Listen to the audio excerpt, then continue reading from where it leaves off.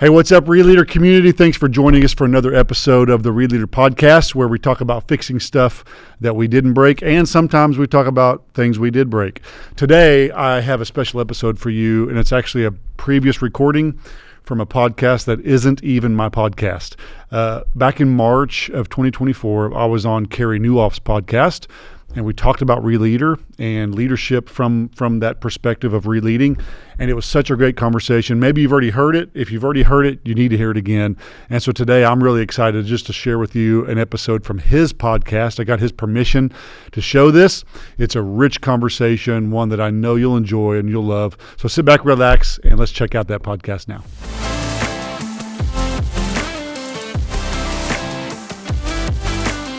Man, I'm honored. I appreciate you so much and what you do in leadership, and your books have impacted me. Your podcast impacts me. So thanks. I'm honored to be here. Thank you. Nice to have you on the program. We have a mutual friend in Craig Rochelle, and we do. Was it him who introduced us? Is that it? It was. So. It was. He introduced us, and then we met at the Global Leadership Summit one year. Absolutely. Which is super cool. Well, a lot of us end up in this curious position you found yourself in over and over again in life, leading something we didn't start, right? Like that's a super challenge. How has that played out in your story? Finding yourself out, and take it bigger than that, because you've had a few surprises in your leadership journey too, and I think a lot of leaders will identify with that. Yeah, so I think I'll tell a really quick story that kind of unpacks it better. Is last year I was actually with our mutual friend, and we were talking about doing some church planting, church growth stuff. And I said, man, honestly, I don't know how to plant churches. I don't know that that's my thing. And Craig looked at me and he said, well, then if you're going to help pastors, what do you do? What is it that you have done that you can help pastors do? And I don't know if you've ever said something without realizing no filter just comes out. And so this thing just kind of came out of my gut. And I said, I fix broke stuff. And he said, then that's what you need to help pastors do. And so with a little bit of reflection, I realized that every leadership role I've ever had, I was never the one that started it. I was never the one that launched it. I was always the one that came in on the back end that had to try to fix some stuff. So whether it was in sales when I got right out of college, to being a university vice president, to being a pastor, then to being the president of a university, every single time I took over something that somebody else had built. So it was just it's like I was 43 years old, and I realized for the first time in my life, I know what I'm called to do. I'm called to fix broke stuff. Hey, I was 49 when Todd Wilson helped me figure out that the through line in my life is communicator. That's I never put all the radio and print journalism and law and ministry and podcasting. And he's like, yeah, you're a communicator. And I'm like, pattern, right? Look for pattern recognition. And of course, you're blind to it when you see it. But what I think is really cool about your story and what you've been building out over the last year or so since you had that conversation with Craig is I think that's where, I don't know, do you have any stats on that? Like how many people end up starting versus fixing something or inheriting something that almost inevitably has some level of brokenness to it, right? The only stats that I've been able to really dig up, I've looked for that. So I've actually asked William Vanderbloom, and both of us, we have a mutual friend there, if he knows of any statistics there that would give more concrete evidence to that. He doesn't know either, but some stats I do know, I think it was Pew or one of the Gallup polls or something came out with, on average year to year, there's 3,500 churches we plant 3,500 churches or so, and there's around 4,500 that die. Wow. So it's like it's great to plant churches, and I'm for church planting, and I help plant churches. Our church funds church plants. But how many churches are dying, and how many churches just need to be re-led? They need to be restarted, rejuvenated, Yeah, super rough math. If there's 330,000 churches in the United States and 20 to 30% of them are growing, that tells you that there's probably easily 250,000 that are plateaued or dying. And if you think about the generational leadership shift that's happening right now, where millennials and increasingly Gen Z will be tapped on the shoulder, most of us are going to be in your situation. So, what happened with the sales thing that you were part of? You were part of the worst division or something like that? How did that happen before you got into ministry? So I had no idea what I was going to do out of college, and I just took the first job I could find, and it was in sales. And for lack of a better word, everybody relate to. I basically worked for Dunder Mifflin. I sold paper, and I had a big white van and I drove around a couple states and so I inherited this territory that was dying. It was the worst performing territory in the company. And I worked there maybe 3 or 4 years. And by the time I left, it was one of the top performing ones. And I didn't think anything of it. I was just trying to survive. Right. But what I realized over the years, Carey, was that I really do think that there are a certain type of people who will never be Craig Rochelle. You'll never be Chris Hodges. You'll never be Elon Musk. Those that start, build, grow fast.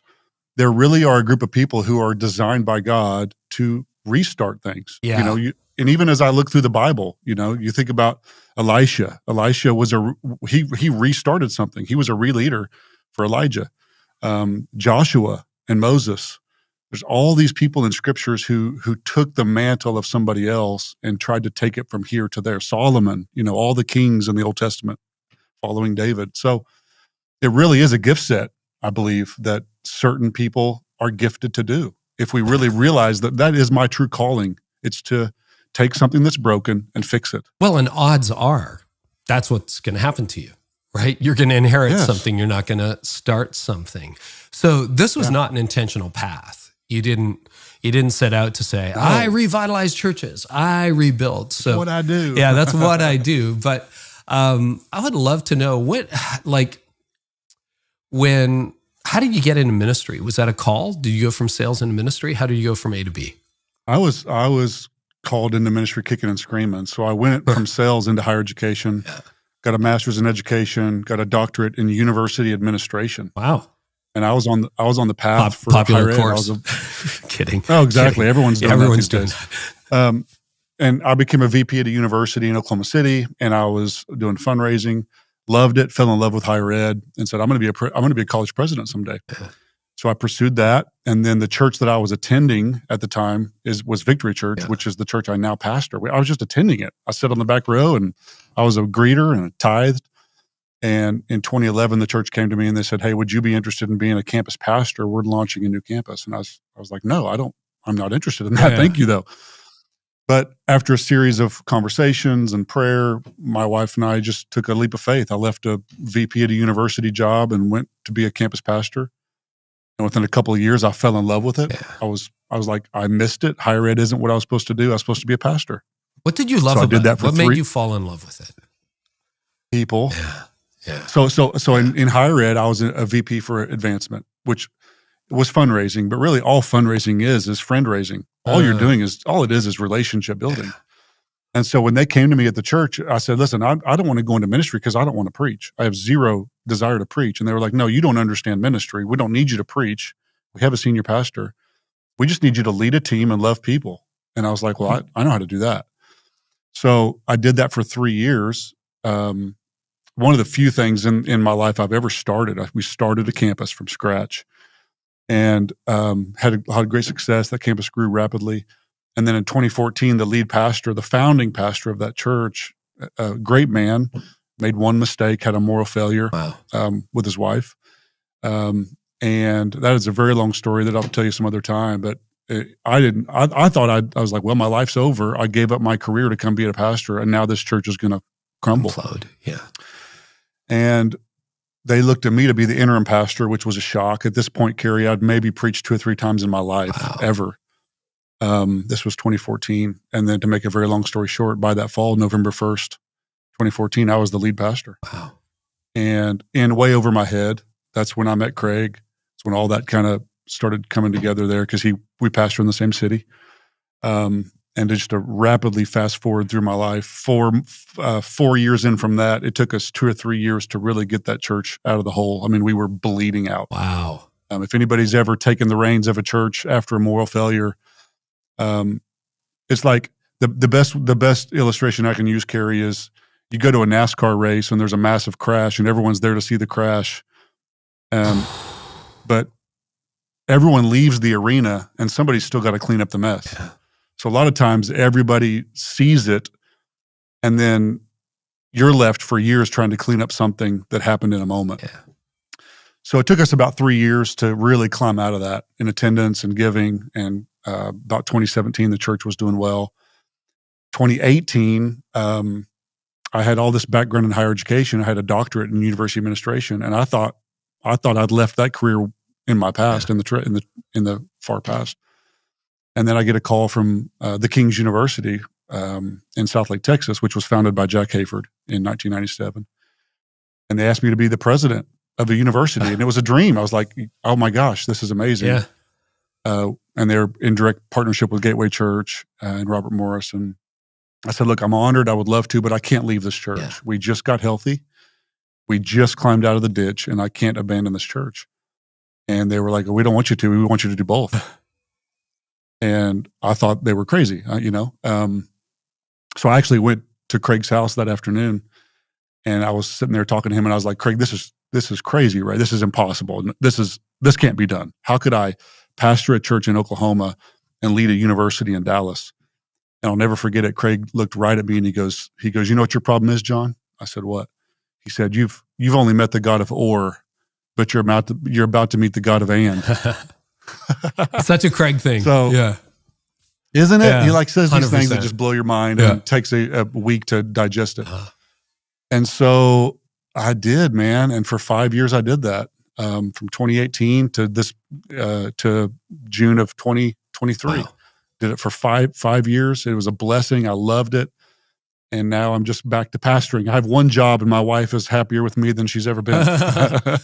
So that's a really fast forward version. I'd like to go back to when you became the lead pastor of Victory Church. And you and I have talked about this before, and we don't need to rehash every detail, but you would not believe, again, no statistics, but anecdotally, I've talked to so many young pastors, Jon, who that was their exact situation. It's like they weren't expecting to be in leadership. Senior/founding pastor has a moral failure, often sexual, blows the church apart. They get tapped on the shoulder. So, I mean, this isn't academic. There are probably hundreds of people listening to this podcast who have been in that situation, many more who will be in that situation, sadly.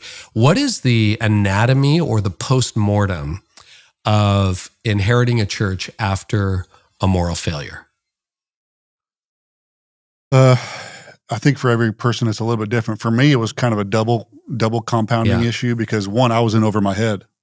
I had never been a lead pastor, never wanted to be a lead pastor, and wasn't used to the rhythm of preaching week in, week out. Yeah, particularly when you've never done that. A big right? enough. Yeah, exactly.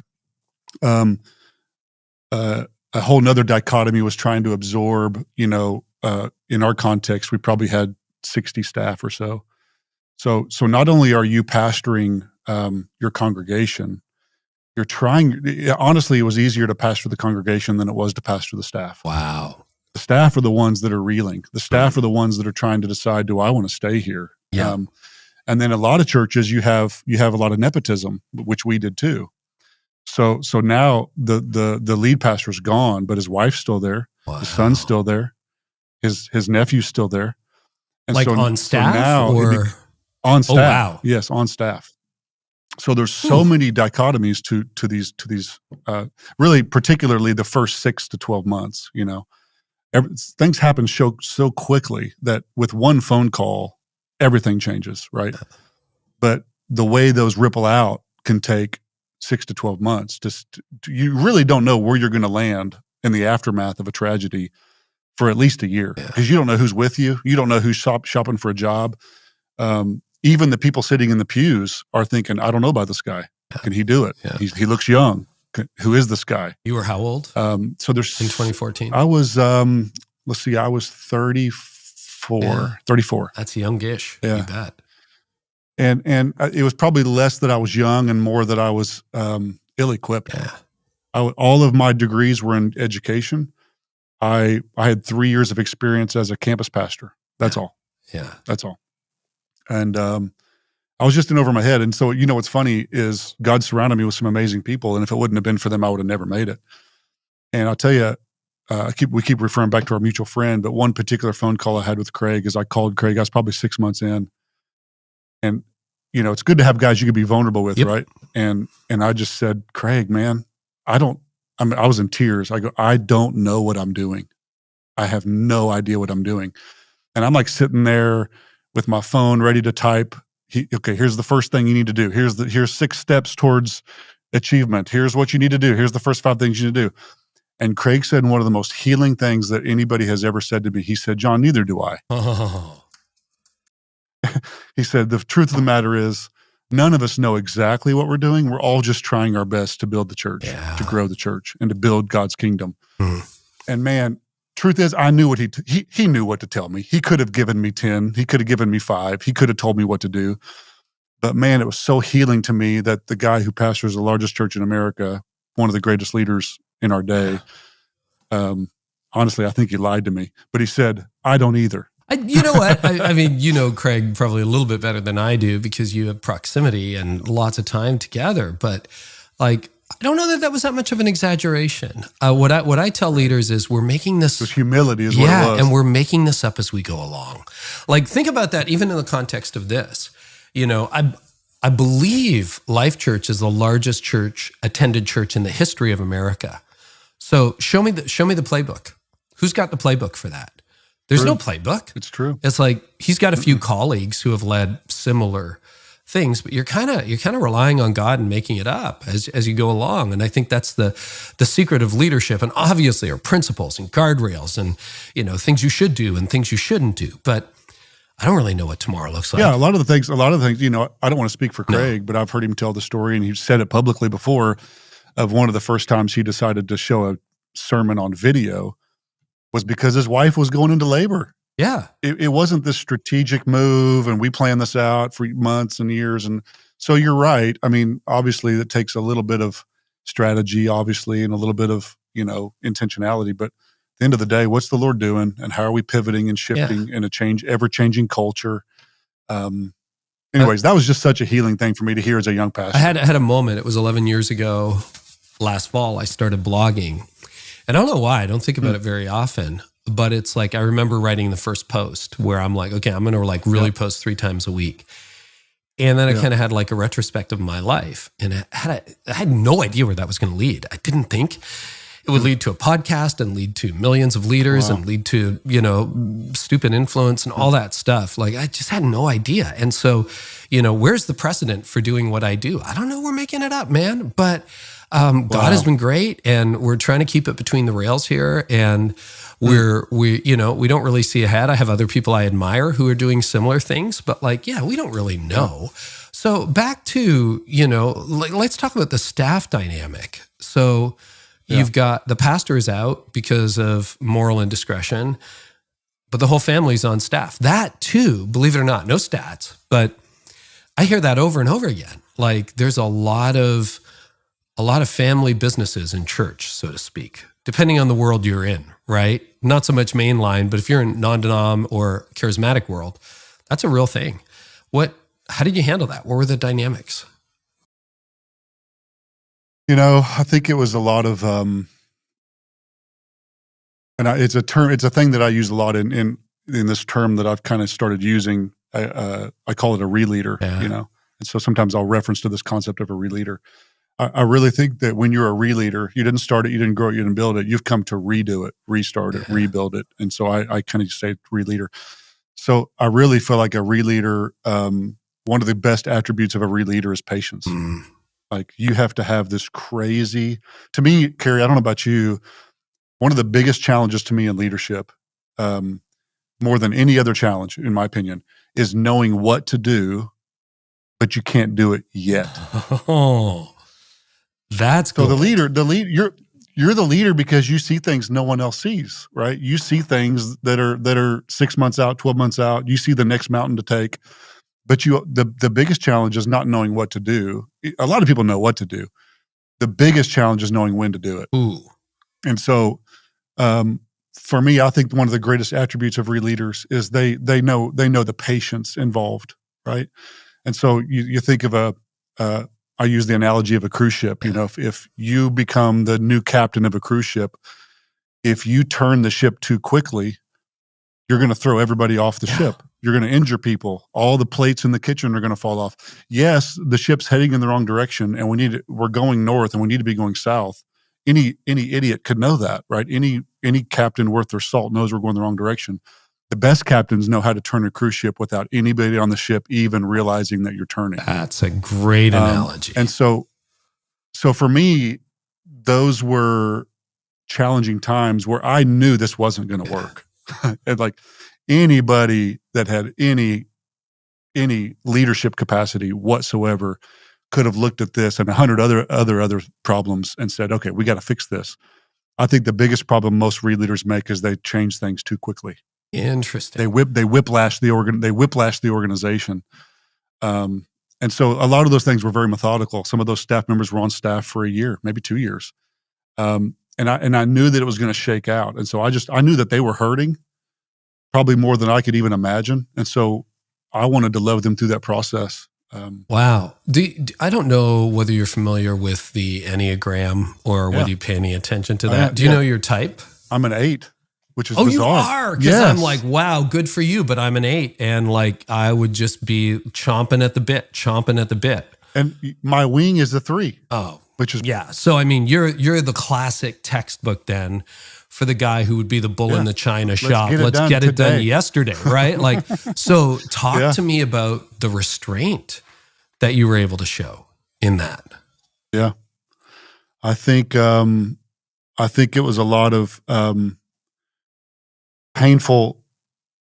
I don't know the word I'm searching for. The painful process of that, right? The urge to move, and I'm not saying I always got that right. I think I royally messed that up a lot. So I'll give you one example.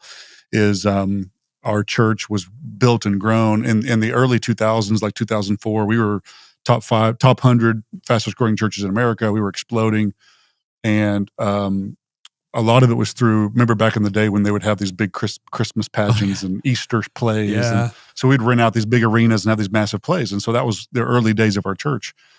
And so because of that, our church had a dance studio. We literally started a business, a dance studio in our church where we trained the arts. Well, that had died long ago. I mean, that was gone in our church. The plays and the pageants were gone long before I got there. So when I took over, we still had a dance studio in our church. And the 8 in me was like, this is stupid. We're bleeding money. The studio is not profitable. Axe it, kill it, crush it. So we did. We closed its doors. And man, it was hell to pay. Like it was crazy. It was bad for PR. It was bad. I was the bad guy. Jon was the bad guy. So I don't want to sit here and pretend like I always got that right, because I don't think I did. But had a lot of great mentorship in my life in those times that I didn't move without talking to them. I mean, there were a lot of times where I would just pick up the phone and say, what do I do next? What's my next move? So I had great mentors in my life. But I don't know. I don't want to over spiritualize it, Carey, but I really do feel like the God had just put a grace on me during that season. And I really do. And again, you can very easily over spiritualize anything, but I really do just feel like the Holy Spirit was leading. And I do not discount that. To oversimplify it. Yeah, you know? I don't discount that. So this is really interesting. So for those of you listening who don't know the Enneagram, an 8 basically means everything needs to be done yesterday, and I'll do it in the most brutal, savage way possible, right? Like that's my absolute wiring. When I'm hungry, tired, angry, when I'm not healthy, I'm a disaster. And, with restraint and emotional growth, emotional intelligence, redemption, discipleship, all of that stuff, hopefully you show some emotional intelligence. So this is interesting. You killed the dance studio, but you let the personnel issues linger for much longer than your natural judgment might have led you. Probably longer than I needed to, but they weren't toxic. Okay, so I was going to ask, what was the difference between one and the other? Because that is a very common question that leaders have. Like, do I just leave everything the same for the first year? How do I know when? Because let's say you have the blueprint in your head, and then it's like, well, what gets cut today, if anything? What gets cut tomorrow? Right. And then what about next year? Like, how did you figure that out? I would say, to use an analogy, I love analogies. To use an analogy, if you went to the doctor and they said, you have cancer, but it's stage 1, and we can't get you in for surgery for 3 months. You'd be like, okay, that's probably fine. If versus the doctor came to you and said, hey, you have stage 4 cancer, it's spreading to your lymph nodes, and we're not gonna be able to schedule for surgery for another 3 to 4 months. You'd be like, oh no, we're doing surgery today. We're doing surgery tomorrow. You're gonna get the scalpel out, you're gonna cut me, I'm going to bleed a little bit, but I'd rather bleed a little bit today than die of cancer tomorrow.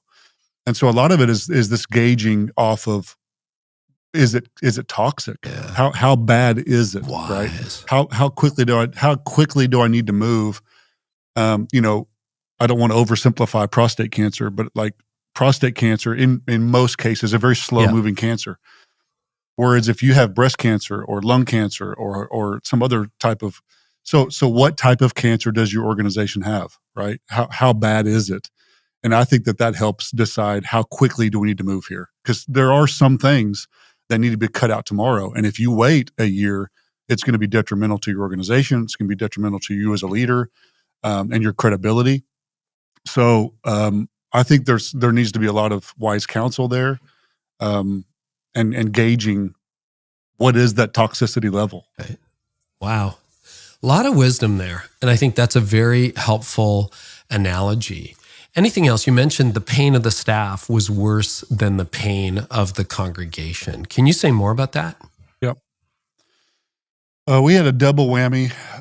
One is this had been the founding pastor, right? Yeah. So he's the only one they'd ever known. He had pastored them. He had been there when their babies were born, all those sort of things. The double whammy was that I was never meant to be the next lead pastor. There was actually an executive pastor on staff who was the successor. The heir apparent. That would have created its own set of dynamics, Jon. Everybody knew it, right? So love the guy. We're friends to this day. But what happened was whenever the moral failure was announced, the successor stood up in front of the whole church and said, "It's okay. I'm here. I'm the interim lead pastor. We're going forward." And the whole church just took a big sigh of relief. Okay, we're going to be okay. Well, fast forward about 2 weeks, he came to the elders and said, "I don't want this. Oh wow, I don't want to do this." We used to have a campus in the southern part of Oklahoma City, and he had been leading that for about the last year, preaching there on the weekends and things. And so he came to the eldership and just said, "Hey, I don't want to be the lead pastor. I want to take the other campus and split it off and make it my own." So we had moral failure, but then we had a simultaneous church split right after that. Why not? So the number one was gone, and then the number two was gone, and all that turned out to be for the good. You know, he's got an amazing church now. We're friends. It all turned out great. But man, in the moment, you had two betrayals back to back in the staff's eyes. Our number one is gone. Our number two is gone. Who's this third guy, Jon, and can he do it? Right. So there was a lot of wounds. There were wounded warriors everywhere. And how do you go to battle when your entire infantry is wounded? Wow. So that was probably the harder part, Carey, is trying to figure out how to get momentum for our organization and move that organization forward when most of our troops were laying in the ditch, wounded. Wow. So how did you pastor them? What did you do? Those were tough times. Our all staffs were very honest and open and vulnerable. We had a lot of prayer time in our staff meetings. That was the time where we knew we were all going to be together. I would let people share their heart. I would let people vent. I said, we cannot pin this up, guys. We have to get it out. We got to move past this. We need to heal from this. And so there was a lot of tears in our staff meetings, and we were very vulnerable with one another about how hard this is and how difficult this is. And I really think because we let people bleed in public, we didn't tell everybody to just suck it up and get back to work. It was a very emotional time, but we let those emotions be shared. You know, so that's one big thing I would say we did. And time, again, it goes back to that patience thing. I just had so another good friend of mine that helped me through this, Carey, was Brady Boyd. So Brady Boyd became this guy. Craig was great. You know, these other pastors, Jimmy Evans was in my life, a lot of great kingdom warriors. And that was great. Craig could give me leadership advice and finance advice, and Jimmy Evans could give me spiritual advice, but neither one of them guys had walked a mile in my shoes. But if I called Brady Boyd when I was in a fetal position. Brady inherited New Life Church in Colorado after the Ted Haggard scandal. Yeah. I mean, my situation times 1,000. Yeah. And so I can still hear his voice ringing in my ear. He would tell me over and over again, every time you take that stage, you honor your predecessor. I don't care if you had a moral failure, you honor him. You honor. Honor is key. Honor is everything. And then I remember I called him one time and I said, Brady, man, how long is this going to take me? This is probably a year in. I go, how long is it going to take me to change the culture of this church? And he goes, well, I don't have good news for you, Jon. He said it took me 5 years to change the culture of New Life. And I was just like, I remember going, no. And he said, I think you can do it quicker, Jon. He said, I was an outsider coming in. No one knew who I was. You're an insider. You were a campus pastor for 3 years, so you're a familiar face. And he was dead right. It took about 3 to 4 years to really rebound and change the culture and survive that. So I just had that ingrained in my mind at a very early stages of, this is going to be a marathon, not a sprint. Yeah. And I think that's so key to anybody who's taken over. And this isn't just church, man. This is the business world. You're a CEO, CFO, vice president, teacher, whatever you are. You're coming into an area where there is already a culture set. You didn't set these values. You didn't build the building. You didn't set the core values. You didn't establish the policies and the procedures. You didn't anything. And you're coming in as this outsider, and you are Nehemiah coming to rebuild what was broken. It was torn down. You didn't tear it down, but somebody's got to fix it. Somebody's got to come in here and put this thing back together. And it just takes time. It just takes time. And nobody wants to hear that, especially in age. Yes. So honor your predecessor. So that's attention, right? Yeah. And we talked about this on this podcast before. I think the problem with moral failure is the binary options of the person is banished to the desert, never to be rehabilitated, et cetera, and never to be seen or spoken of. The other option is that nothing ever happened and you deny the problems. How do you honor your predecessor without justifying the abuse or, ignoring the victims, et cetera, et cetera? Yeah. So I think it's a frame of mind, right? So what I try to tell myself over and over again is one mistake or even 5 mistakes or 4 mistakes doesn't negate 20 years of a flourishing ministry. Yeah. And so what I want to try to do is spotlight and highlight the beauty of this church. So my predecessor's wife still attends the church. They end up getting a divorce. She attends the church and they sit on the front row all the time. She sits on the front row. And I'll sit there and I say, aren't you thankful for, I'll just say their names, Mark and Jennifer Crow. They're amazing. Yeah. Mark Crow is an amazing leader, amazing man. He made a mistake, right? And so even in the midst of the mistake, I think I've heard Craig quote this. I've heard a lot of people quote this. I don't know whose quote it is. You may know, Carey, but they say honor is given, respect is earned. Yeah. I don't know where that comes from either, but it's out there.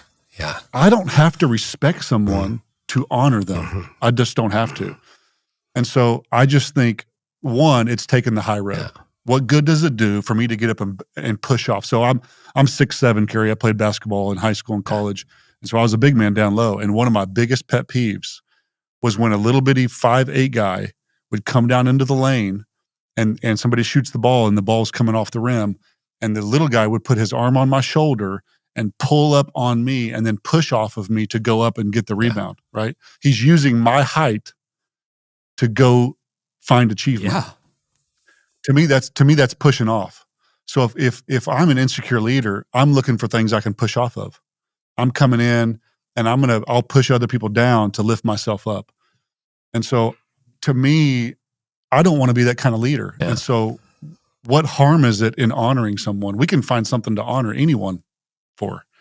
The challenge for me, Carey, was that during those early couple of months, a lot of the people in the church would come up to me as the new pastor, and maybe some of your listeners have experienced this, and they would say to me, Jon, why can't we just forgive him and let him come back? Wow. Do we not forgive? Why is he not the lead pastor? Why are you the lead pastor? And another really challenging thing as a lead pastor is to know the details of something, right? The details of it all. And so the way I best illustrate it is this is really what makes great leaders, in my opinion, too. Can you carry around a loaded gun that you will never fire? Whoa. So you just love them through that process. You don't say, well, let me tell you why. Let me tell you why he can't. You carry a loaded weapon that you never fire. That's integrity. you know? So those are a couple of the ways that I would say we do that. We tried to do that. Another thing you hinted at that I think is very helpful, and I think this is true of many, many stories that have broken a lot of hearts over the years and hurt a lot of people. But just because the leader had sometimes a moment that was out of character, sometimes it was a pattern. It was a serial pattern that went over decades. Totally. Doesn't undo the good work that may have happened. It wasn't all rotten. I'm not talking about the leader there. I'm talking about the mission of the church. Like, people genuinely were baptized, had life-changing experiences, will never be the same again. And if you just pretend that time started when you assumed that, and that all the sacrifices that happened before you and the life change that happened before you doesn't count. And that can happen without a moral failure too. It was like, the last guy led the church from 400 to 150. You come in, you're the young hero. You turned it around, all of a sudden you're 600, and it's like time started with you. It's like, That's a very selfish view of leadership. So I think there's a lot of wisdom here. But because this is such a common situation, extremely common in the sense of a millennial leader taking over for a boomer or an older Gen X leader who stepped aside even under normal conditions, and there's broken things or declining things. But then also, unfortunately, moral failure is a storyline of the church in this current moment as well. Any other tips for the incoming leader? So I like to say, a lot of this, again, when I was in it, I had no idea what I was doing. And by the grace of God, I got through this. And so I'm 9 years away from it now, 9 years from what we call it D-Day. As I reflect back, I really do think I did 4 things that was pivotal, right, to the survival of the church. And again, when I was doing these things, I don't know that I even realized that I was doing them. But one, the very first thing I did was I built my team. I knew that now as an 8, I may have been patient on a lot of things, but one thing I was not patient on is I established my leadership team within a couple of weeks. Like, I was the new coach coming in, and I was going to have my own assistant coaches. And so I made some pretty big shifts really quickly internally, only on the leadership side. And that includes some of the family members, moving them around? I didn't have to do that, luckily. Okay. Nope, I didn't have to do that. If somebody's in that situation, oof. Yeah, exactly. I don't know that I want to give advice on that. Call a mentor. Yeah, exactly. Call me offline or email me or something. But I built my team. The second thing, and I don't think I realized I was doing this, but I think it's actually the most important thing I did. I built trust first. I built trust before I made big decisions. And so when I remember the very first weekend I took the stage to preach my very first sermon. Before I ever preached a sermon, I said, guys, I know that many of you don't know me. You don't trust me. You don't know if I'm capable of doing this. I said, what I'm asking you to do is credit me trust. The Bible says in Genesis that God credited Abraham righteousness, which means he hadn't earned it. He gave him righteousness in advance. And I said, what I'm asking you to do today on November the 1st, 2014, is credit me trust. And I'm going to try as hard as I can to pay that trust back to you over the course of the next decades that I'm here. And I really think the greatest thing any leader could ever do is just do what you say you're going to do. And so I think building a team was key, building trust was key. And then from then on, for about the next 3 years, I focused on building culture. I want to build one of the healthiest cultures internally and externally. So that was core values. That was reestablishing some things as a church, as our values. And then the one that I try to continue to work on is the fourth one. And that's, I got to build myself. Like I have realized that I'm my biggest problem. In fact, I think I might be my organization's biggest problem. Like, I'm the lid. And so I have to always work on me, because if I can't take my church from a 2 to a 4, it's because I was a 4. And if I take my church from a 4 to a 6, it's because I was a 6. I grew to a 6. And so I know I spatted those off real quick. It's because I've really reflected on that a lot. Those are the 4 things that I think was really critical. It's a great roadmap. What about, what other things did you do to build trust? A lot of it comes naturally to me. I know there's a lot of pastors and leaders out there that don't, they're introverts, right? I'm an extrovert. I love people. I want to be around as many people as I possibly can. So I just love to be with the people. I love to be with the staff. I love to be, all staff and, connected as much as I can. But I'm also not as much of a green room guy. I like to be out in the lobbies and knowing people. And so a lot of it, I don't know that I did it strategically, Carey, as much as it is I was just doing what I love to do. I think the challenge for me, and you may be able to speak into this, I would love to hear your thoughts, is if that's not your personality, right? If your personality isn't to be full on engaged with the people, I have another really strategic thing I did, but I don't know what your thoughts are on that before I go to the second It's interesting because I played both sides of the fence. Pre-burnout, like pre-2006, I was very much extroverted, couldn't get enough of people. And I've never fully recovered. So I think I'm probably an ambivert with extrovert memory. And what I find really helpful in this season is, as someone who recharges alone these days, is to say, this is part of the job. You're supposed to be there. You're supposed to smile, meet people, walk slowly through the room, connect with folks. And it is hard for me, particularly at my church, and particularly as founding pastor when I don't really have a role, it's not like, don't tell me your stuff, because it's not my stuff to deal with anymore. And yet everyone kind of sees me as this public figure who knows who I am. So it's very difficult. And I remember, this part of the job, this part of the job, this part of the job. So when I really want to be alone, which is honestly quite often these days, I'm just like, this is your job, man. Go do it and do it well. And that's not insincere. Exactly right. But, in the same way that I don't get excited, I bet you don't get excited and, oh, good, I have 17 emails I haven't responded to since this interview started. 100%. It's part of the job, man. Yep. It's the cost of doing business. And so that's not business. Yeah. And people are our ministry. Like, your preaching isn't your ministry, right? Like, people are the ministry. And so if you're not going to spend time with people appropriately and selectively, then what are you doing in ministry? Yeah, there are days where I get done preaching and everything in me wants to run to the green room because I am exhausted. Yeah. I am mentally, emotionally, spiritually, I am drained. And there are days that I force myself to go to the door and greet people as they leave. And let's be honest, when a line of 17 people line up to meet with you and 15 of them want something from you, they need money, they need this, it's exhausting. But I tell myself the same thing, Carey. This is what I do. Yeah. Like, I chose to be a pastor and not a preacher. I'm a pastor first, preacher second. The one real strategic thing I did, and I hesitated to say it because I don't know that it's for everybody, but I'll share with you what I did. So I was very aware that trust had been lost, right? We all know the saying, trust is gained by the spoonful and lost by the bucketful. And in our church, somebody had picked up the whole bucket and turned it upside down, and it was gone. Yeah. And I'm the new guy coming in, and there is no trust.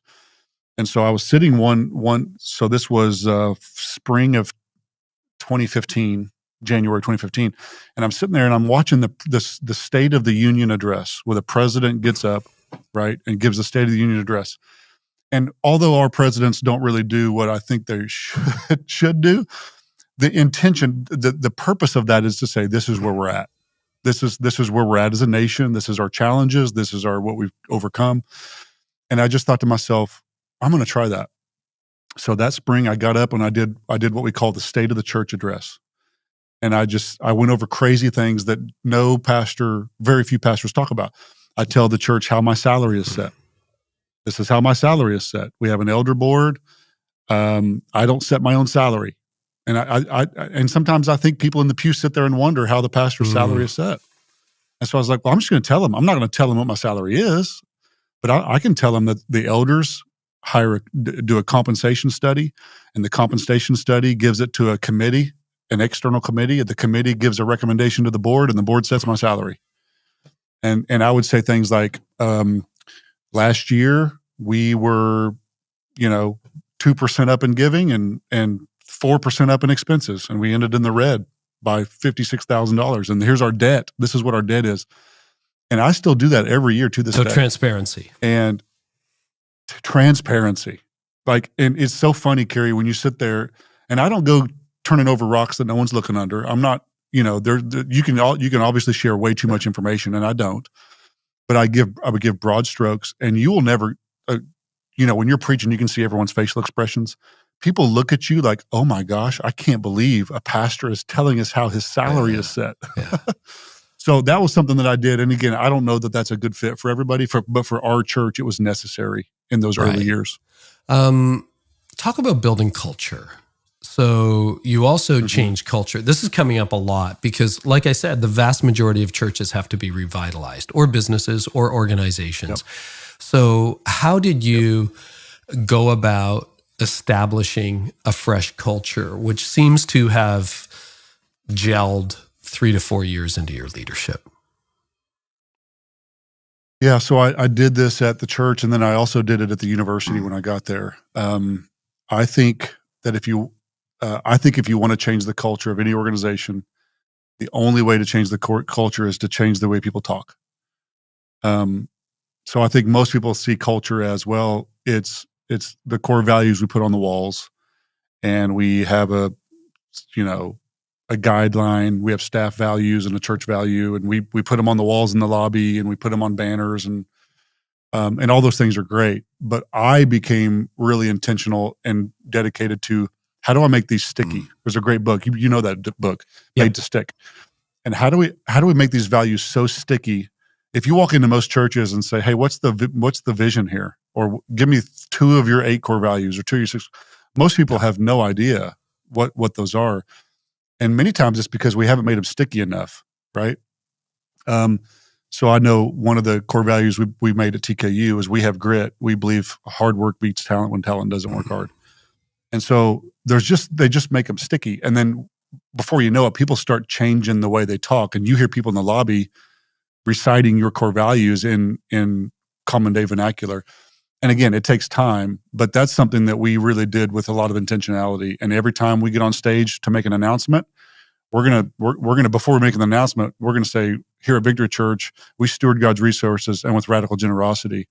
And so because of that, blank. Right? So you're actually vision casting. That was my next question. How do you make sure that people in the church understand your values? Because I know churches that have values that aren't even on their website and never get announced. Yeah, we say them. We say them to where people are nauseous from them. Like one of our core values is we grow best. Yeah, we grow best in circles, right? We kind of did away with all of our conferences recently because we just didn't feel like it was moving the needle. And we said, how do we get people out of rows and into circles? Because we believe that real life change happens face to face, not in rows. And so before we talk, we call our small groups circles. So we try to incorporate those values into our everyday vernacular. And it goes back to the simplicity. It sounds too simple, but I really do believe that if your organization is talking your values, then they're talking your culture. And if they're talking your culture, they're behaving your culture. And if they're behaving your culture, you have a new culture. The culture has shifted. And it takes time, right? Growing your hair out, you don't really know when it got long. It just got long one day. But it got long at some point. So that's one of the more fundamental things I would say that I would focus on is not creating core values. Change the way people talk in your organization through the values. You did a lot of things right, and there have been a lot of good nuggets to glean so far. But I'm guessing, Jon, you probably made a misstep or 2 along the way. What are 1 or 2 mistakes that you would say, hey, leaders, I got the scars to show you on this one. You don't have to do this. What are 1 or 2 mistakes that you would advise leaders not to make? If I could go back, Carey, and talk to my 1 year in, 2 year in self, I would tell myself to be less fear-based. I led out of fear a vast majority of the time. And the hedgehog principle, like whenever we were bleeding out, we curled up in a ball to protect our vital organs financially. We had no vision. We were changing culture, but we had no vision for the future. We were bleeding so bad that I couldn't even imagine having a vision for growth. The vision is stay alive tomorrow. And I think yes. And I think I really limited us by leading that way. And what I'm actually realizing that now, Carey, in the last year or 2, what I've realized is those early years were formative in my leadership style. And what I'm beginning to see now is that it actually made a hesitant leader out of me, to where I'm leading more from a fear of surviving than I am from thriving. And I really felt like the Lord kind of put that on my heart last year.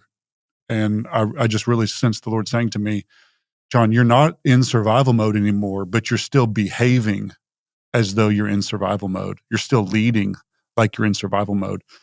And so I really wish I could go back and really change. In a lot of ways, a lot of that saved us, right? I mean, those early years, we needed to live that way. But how do I make that shift? How could I go back and make that shift sooner to where I didn't waste 9 years? Not to say waste, that's a terrible word for it. But you know what I mean? Could I have turned the ship quicker if I would have been a little more faith-based and a little less fear-based? So, not a pithy question, a serious one, but where did that fear come from? Was that natural? Are you sort of that way internally, or was that just, oh my gosh, this is a train wreck? Like what happened? Has that been like a lifelong thing or more of a situational thing for you? I think so, Carey. I grew up, we weren't in poverty, but I grew up lower middle class, I would say. My dad was a pastor. My dad always pastored very small churches. My dad's a hero of mine. Like I think this is cool for some of your listeners to hear. Some of my biggest heroes are pastors of a church of 100, 150, because I lived that, right? Where me and my brother mowed the yard, my mom and my sister cleaned the toilets, my mom was the worship leader, and my dad preached. And so you talk about a grind. And so I think that became ingrained into me that, in some circles, we would call it a poverty mentality, whatever. I think that there's remnants of that there, both from my experience in the church, but also in my experience from growing up in a lower middle class family. So imagine it would be an interesting case study, Carey. You take two pastors that grew up in pastors' homes. One of them was Craig Groeschel's son, and one of them pastored a church of 100, and that's their son. How much more faith? Like I know all of Craig's kids, and they have crazy faith. They have amazing faith, right?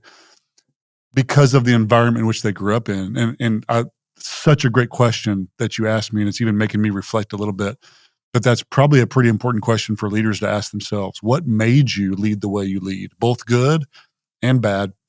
And if I was guessing, I would say that is something that the Lord is really trying to work out of my heart, that you are not that anymore. It's like Gideon. Who are you, Gideon? Well, I'm the least, no, you're a mighty warrior. Stop behaving like that and do this. Be who I've called you to be, not what your past tells you that you are. So, yeah, it's interesting. I hadn't really thought about that. I was having this discussion recently with a friend, and they said, you're so entrepreneurial and you're always looking at the upside. And I'm probably most days, not every day, most days, glass half full.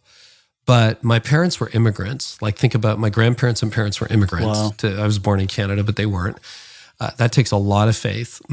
Both my parents ran a business together for 25 years. It was in manufacturing, like tool and mold. But I watched them create something out of nothing. And I'm like, oh, and that's just normal. You're 15, your parents launch a business. I was like, yeah, whatever. Of course, now as adults, they're retired. You find out it was really a roller coaster for them and the whole deal in a grind. And they made it by the skin of their teeth and did very well. But, for me, that was probably extremely formative because I'm like, oh yeah, you can just do this. Like I've seen it happen before. And that kind of dumb naivete has probably served me well and also gotten my toe stubbed more than once. But yeah, that's really interesting. But growing up in a very different environment would be super challenging. So, fascinating. Yeah, and I think another one for me that I would go back and tell myself, and you're bringing up the Enneagram makes this one really interesting because as an 8, I shouldn't be this, but I am. And I've taken the Enneagram twice, and at both times I was an 8. But maybe I'll take it again. But I tell you, in my early years, and it was probably because of the situation we were in, but I was a people pleaser. I was a people pleaser, Carey. And a lot of it was math to me. There's a spiritual side to church, there's a business side to church, and we were bleeding out. and people equated to tithe, and tithe equated to finances, and finances equated to survival. And so there's waves, right? And everybody that's ever been a ReLeader and taken over a church, you know exactly what I'm talking about. When it's announced, you have the biggest attendance in church history. The biggest, like the day that there's an announcement made, and maybe for about the next 3 or 4 weeks, you have some of the biggest attendance you've ever had in your whole life, because people love to go to the NASCAR to watch the car wreck. Car's still on fire. Everybody wants to see it. Yeah. Yes. And 2 or 3 weeks in, you're like, wow, we're having amazing attendance. Well, this is great. God's up to something. No, people are just coming to watch the car crash. So then there's this mass exodus, right? But then over the course of the next 12 to 18 months, there's trickle. People are just trickling out little by little by little, here and there. And some people that you never thought would leave. And some people that you never thought would leave actually stay. Or you did think they would leave, they actually stay. And so what it created in me, Carey, is I began to chase down anybody that I thought might leave. And if anybody wanted to have lunch with me, I had lunch with them. And if anybody wanted to have coffee with me, I had coffee with them. And I felt like I was back in sales, trying to sell myself and sell the church. And I really wish I wouldn't have led that way. If people are going to leave, just let them leave. So those are a couple of right off the top of my head, regrets that I would say that I have in my leadership style. Yeah. So much to drill down on this conversation. I get that question a lot. Like, do we focus on growth, or do we try to, plug the holes in the boat before it goes down?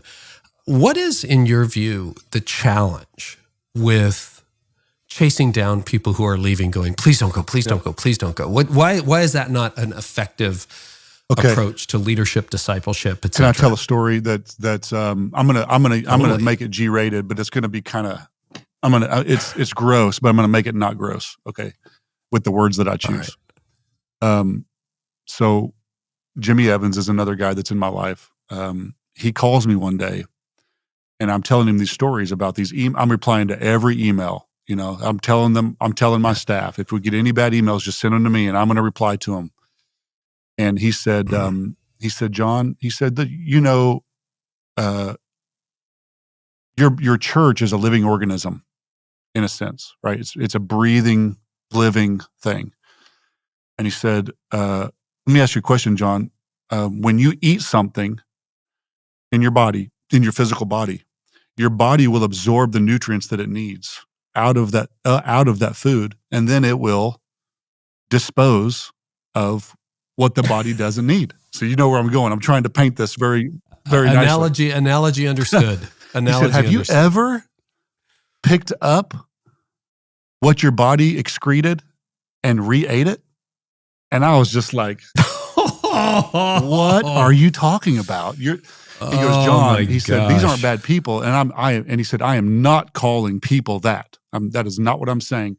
He said, but yeah, good qualifier. But your church is a living organism. And there are people that are coming that will be there for a long time, and some that are passing through, so to speak. And he said, what you're doing is the equivalent. God is moving them out, or they're moving out themselves. And he said, stop picking it up and re-eating it. And when you're chasing down, if you're chasing down people over and over and over and over and over and over and over again, all you're doing is try to determine who you pastor. And you don't get to determine that, Jon. You don't get to decide who you're pastoring. You just pastor who comes. And so as crass as that is, that really helped me, Carey, to say, you know what, as much as I don't want them to leave and as much as I wish they wouldn't, maybe it's their time. And maybe they're supposed to go provide nutrition to another body. They're supposed to go be nutritious somewhere else. So I know that's not the greatest story, but that's quite the analogy. Question for you: Did any of them end up coming back? Yeah. I mean, I do a little bit of coaching with my successor, and I'm like, play the long game, play the long game. I've been here 28 years. People leave. Not everybody leaves, but some people leave. And it's amazing how many people come back. And I'm like, man, we can't burn the bridge. Like, yeah, so you found that too. A lot of them came back. Tons. Isn't that interesting? Yeah. What are you learning about the people who return if you play the long game? I think there are I think in leadership and even in that context, it's like God brings perennials your way and he brings annuals your way. And in an annual, you have to replant every year. It's a plant that you put in your flower beds that it's going to die at the end of every season, and you're going to have to replant it the following year. And then there's perennials that come back every year. They're with you all the time. And there's some people that come and go, and they're just kind of like that. And then there's perennials that are like, come hell or high water, we can have a 12 below freezing winter. I'm coming back in the spring. And in the winter, their roots were actually growing deep, even when you couldn't see them. Those are the type of people that I want to, I don't know if promote's the word, but I want perennials, man. I want people, and not that annuals are bad. They're still pretty when they come, and it's great. And you're welcome here. We'd love to plant you for whatever season you stay. But man, I want to try to really decipher who are my perennials and who are my annuals. And we love both. And both of you can plant yourselves here and be pretty. So that's one thing I'm learning. You love them, right? You whether they come or go. And that's one thing I think I learned from my dad. My dad was so good at that as a pastor. Like, again, small church pastors are, let's be honest, they're real pastors, Carey. They're real pastors. They pastor a flock, you know? So, yeah. You know, so another tough question, you can reject it and we can move on. But, you know, I had a mentor of mine, because it's like, okay, somebody left, they were kind of angry, they caused a problem, then they came back. I'm never one, unless they're like toxic, that they can't come. They're creating all kinds of damage. But if they just come back and they're like, oh yeah, we're back, you know, and that kind of thing. Question is, do you appoint them to leadership? And a mentor of mine once told me, I asked him that question, I don't want to name names, but he just said, nope, you left, you can't. I'm like, okay, all right. Like, that's so clear as day. Was there any ambiguity in that answer? And I think for the most part, I've followed that rule. Like, I'm not saying you can't serve or be on the parking team or greet, but like elder level or maybe worship leader level, you know, that sort of inner core of volunteers, that I'm less certain about. And I can't think of an instance where someone seriously left, caused some division, came back, where I'm like, yeah, we're going to put you in leadership. Do you have any thoughts on that? I think you and I would both agree there. There's so many variables to that, right? But I think it depends on the context of how they left and why they left, and you hit it. You said what I was about to say. What level of leadership are we talking about? You know, are they greeting? Are they elder? I would say, man, I am so guarded on eldership. Personally, got to be careful with that. So I would say that you and I would line up perfectly there. I certainly wouldn't want to do it because I'm holding a grudge, or I have some residue of bitterness. Like Hebrews says, I'll let some bitter root grow up. So I would want to try to guard my heart and make sure that it was pure. But fool me once, you know, shame on you. Fool me twice, shame on me. So I'd be really careful in that instance, for certain. Yeah, and I'm not saying never. I'm just saying can't think of an example where that was true. But yeah, okay. Wow, this has been rich. Any other advice for people who are leading something, trying to fix what's broken, something they didn't start? I would say surround yourself with other ReLeaders. And a lot of the people that I've talked to are like, yes, someone has finally put a term on something that I can relate with. Because for me, I would read tons of leadership books, and they were all great, and they're full of tons of wisdom.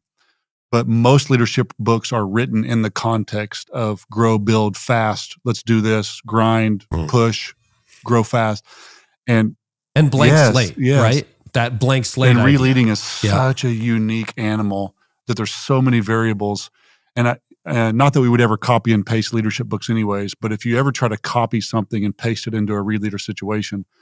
So I would say really try to find a community, try to find friends, other leaders that are in your shoes. That's what really helped me survive, is I was with other people like Brady Boyd who had walked a mile in my shoes. They were 10 steps ahead of me, and they could turn around and say, watch that step right there. There's a mine right there. Don't step right there.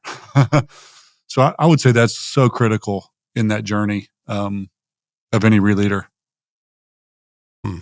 Well, speaking of ReLeading, that's your book, right? You got a brand new book out. called ReLeader. Tell us about the book and whether you have any special offers with it or where people can find it. So I do some writing on a website. I love to write, and that's one thing I've discovered since leaving the university is I love to write, and so I've been doing just some weekly writing, and it's called ReLeader, and it's for ReLeaders. I got a podcast called ReLeader, but the book really is a writing out of what I discovered about myself, that I'm a ReLeader. And what I do is I fix broke stuff. And so the book is titled ReLeader, How to Fix What You Didn't Break. There's probably a later book that needs to be written about ReLeader, How to Fix What I Did Break. Doesn't Rick Warren say that happens after year 5? Yes. It's like, oh, now it's my stuff that I'm fixing. And there's a whole nother realm, Carey, of imagine somebody who has to follow a good leader. That's a ReLeader, but that might be even harder than... Yeah, you're right. That's another harder. subset because this guy walked on water or woman walked on water and, everybody adores them. So yeah, They're the not book anymore. is this parallel. It's written for all leaders in ReLeadership, not just pastors. But I do parallel in some ways a picture of them rebuilding the temple. And really there's this beautiful story of how they rebuilt the temple that's this in sync with what it takes to re-lead an organization. And so that's the book, and you can find the podcast, you can find the writings, you can find the book, all at just a website called ReLeader.co. ReLeader.co. Gotcha. Yep. John, super helpful. You on Instagram these days? I am, man. just Jon Chasteen, no H in John, just JonChasteen, and really Instagram's about all I do. I can't tolerate the rest of them. That's where I find myself most times these days too. Yeah. John, this has been a very, very rich time together. Thank you so much. Thank you, Carey. It's been an honor.